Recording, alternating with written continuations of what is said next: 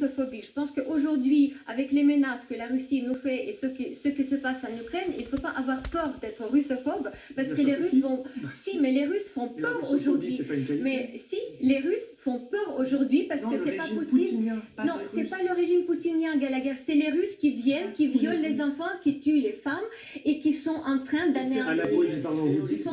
Permettez-moi de juste... Vous assumez d'être russophobe, vous dites qu'il ne faut pas avoir peur d'être russophobe. Non, moi je dis qu'il ne faut pas avoir peur d'être russophobe aujourd'hui, oui, parce que quand on voit ce que se passe... Est-ce que ça, c'est pas un peu haineux comme formule?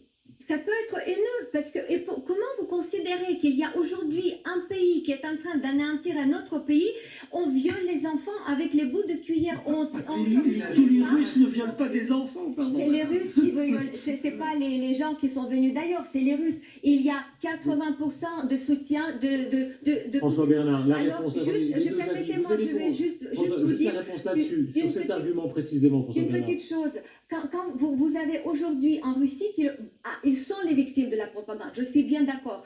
Après, il ne faut pas...